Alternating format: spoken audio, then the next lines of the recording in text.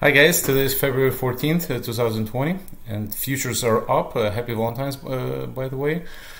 And today I will give you a number of names that will be moving, that are moving pre-market and will be moving in today's session. So stick to the end, there are some good ones. And by the way, don't forget to subscribe to my channel and click the like button and write me some comments. I'd love to hear from you. Okay, so let's start with NVIDIA, NVDA symbol.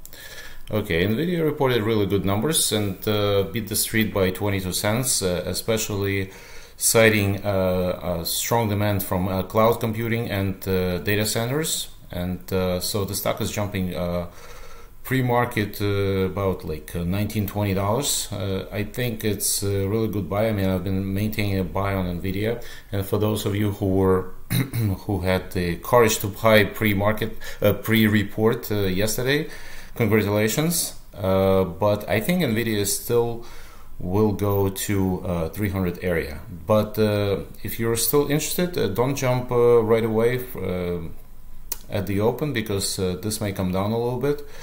But in general, within a few weeks, I expect NVIDIA to see NVIDIA price to go over $300.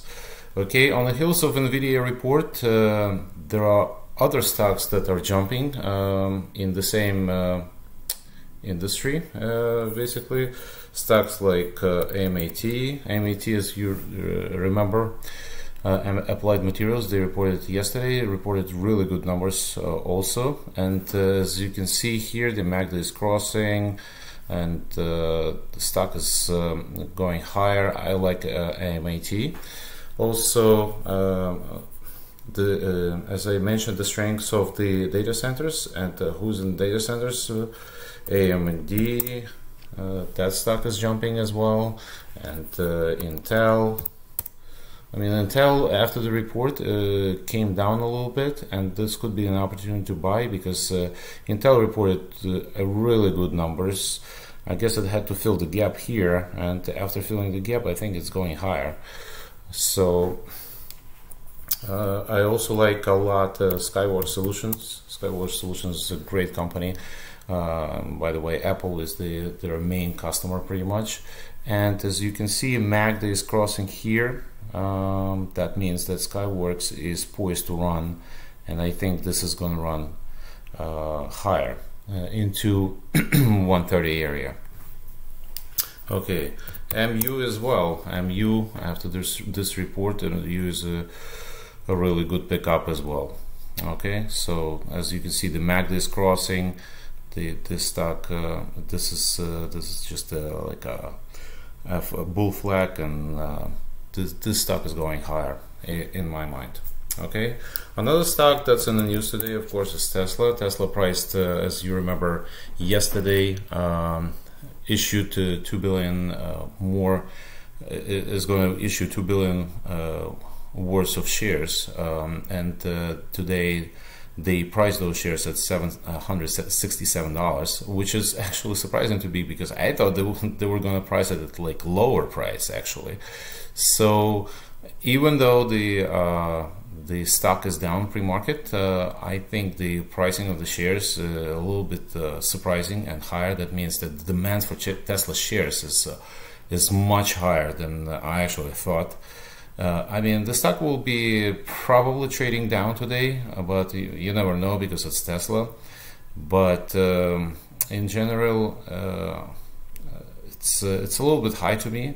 I would love it to come down, but it doesn't seem to be coming down. But it's a little bit overbought. But I mean, I would wait for it to come down. Bottom line, it's just a little bit too high for me to buy here, and if I were you, I would wait a little bit to come down at least.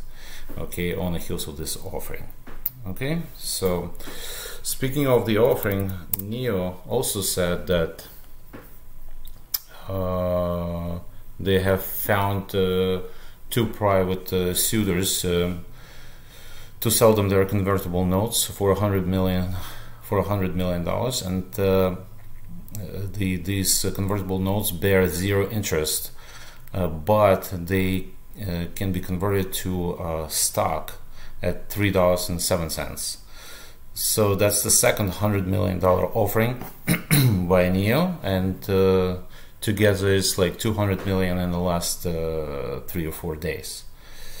So my take on NIO, it's so basically NIO has to do this and dilute shares, and unfortunately, but this is what they have to do, because otherwise we haven't heard from Guangzhou Automobile. They said that they will get financing from this company for $1 billion, but it's been almost a month or more than a month since we've heard last about this, and nothing after that. So NIO is forced to pretty much offer shares at this price to finance their operations at 307. Okay, so Roku also reported. Roku reported really good numbers and smaller than expected loss, and it looks like this stock is going higher, because there were a lot of talks that Roku is going to be obsolete, because a lot of companies such as Comcast created their own pretty much Roku service, but it looks like Roku is doing pretty well, and it's in good position to capture a lot of market share. And they're a leader in this market, and they benefit a lot from the recent streaming offerings from such companies as Disney.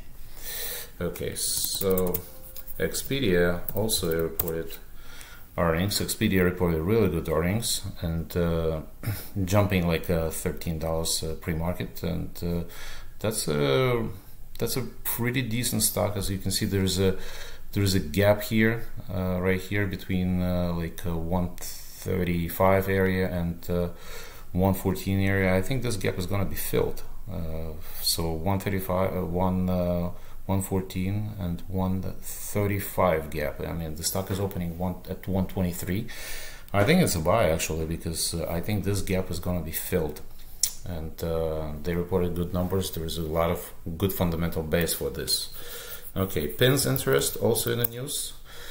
Okay, because Facebook came out with the hobby application that is very similar to PIN's interest, and I think I mean the stock is down pre-market PIN's, but I think it's a buy on this sell-off because PIN's came out and said that it's nothing. It looks very similar, but it's not, because it lacks a lot of features that PIN's have, PIN interest have, and I think PIN's is a buy on this sell-off. Okay, so Yelp also reported. Okay, so Yelp reported not so good numbers, and I think Yelp is not a good stock to buy in general, even though they added 250 million buyback to its common stock, but this is not a good stock to buy because a lot of competition in this area, and Yelp is not my stock to own in this environment. Okay, so GoDaddy reported also, GDDY. And GoDaddy reported really good numbers, and technically it looks pretty good. The MACD is crossing here, and as you can see, the 50-day moving average crossing 200-day moving average. So the stock is going higher. I think I would buy the stock, actually. Okay, so and the last group of stocks that I want to talk about is cannabis stocks. The stock that reported is Cannabis Growth, CGC. Okay, reported smaller than expected loss, and reported a really good revenue, and some analysts said that they haven't expected this much improvement from Cannabis Growth, and on the heels of that report, a lot of cannabis stocks are higher. Okay, and in 2 weeks, about 2 weeks, the cannabis stocks in Canada can sell the edibles.